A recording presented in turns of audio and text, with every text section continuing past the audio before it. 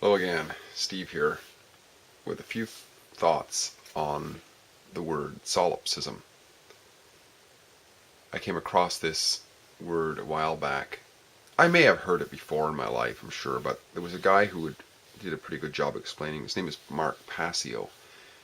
He's a guy who does a lot of presentations in a field that I don't know much about or don't give a lot of credence to, the occult, along the lines of the whole freedom movement.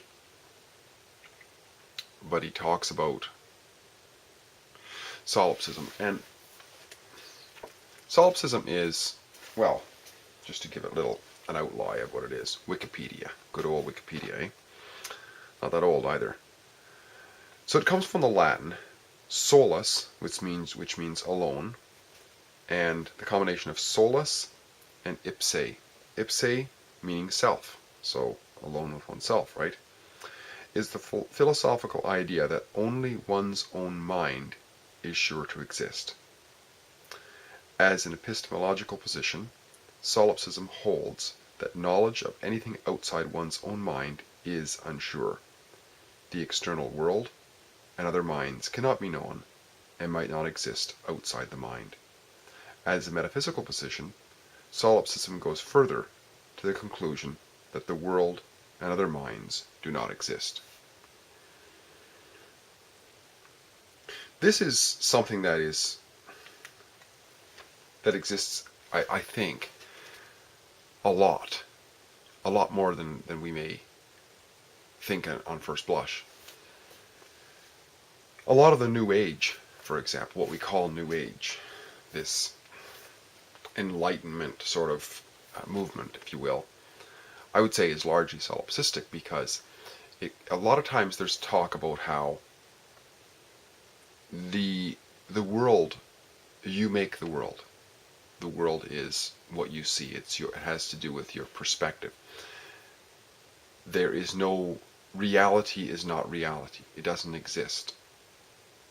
What really exists is unreality. Is what we don't so in other words, what we understand and we can measure and study doesn't exist, but what we can't measure and study is what exists. And in fact, there's even the assertion that you can't really think about this, you can't reason this, you just have to experience it. So,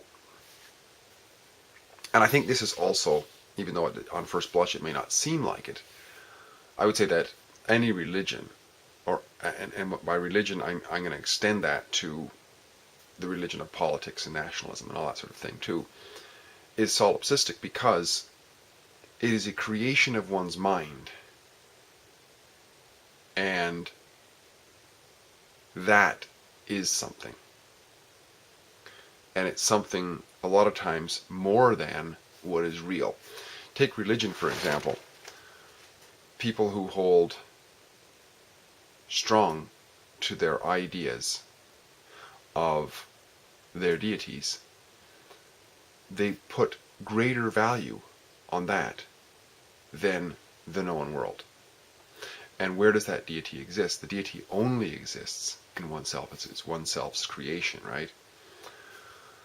Now, there's a point to be made, and it's probably understandable as to why this could be.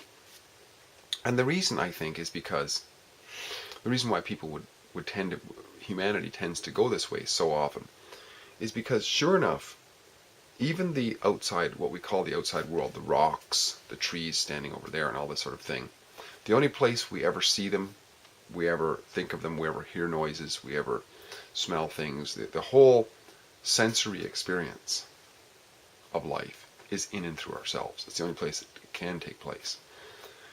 So therefore, from an experiential standpoint, from an empirical standpoint, that seems to be the case. But from a practical standpoint, and certainly from a reason standpoint, I know that generally, it seems like empiricism has to trump everything else. But at the same time, it's from a reason and practical standpoint, there is the outside world. There are other people's houses.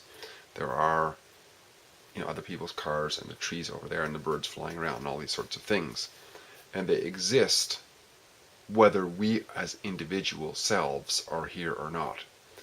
If we were to vaporize in a hot flame in an instant, here, the birds that were flying over there, provided that they weren't vaporized by some flame, are still flying.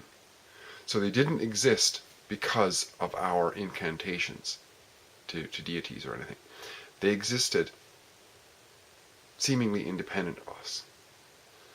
And therefore, I would say that from a very practical standpoint, solipsism is a false philosophical position to take because, well, it's just not true. I mean, most of what is on Earth where we live, the lakes, the trees, the rivers, the sky, the air, and so on, is there regardless of whether we are here today or in a box 6 feet under or up in smoke tomorrow. And therefore, that objective world, that objective material exists independent of us. What is existing, the world that exists solipsistically, is our subjective world. And I think the danger is when we put that ahead of the objective. It's okay to have both. They're both of value. Well, we're subject to the objective world, of course. And we're subject to, all of that. Our body, for example, is subject to the elements that are in it. I mean, it's made up of them. If they didn't exist, or if they were to alter in some ways, we would just instantly be gone, right? So we are subject to them. But no amount of solipsism is going to change that. What is subject to us is our solipsistic or our subjective world, which is all of our religions, our countries, our governments, our fantasies, our dreams, our creative music that we want to produce, all that sort of thing, is subject to us and is solipsistic.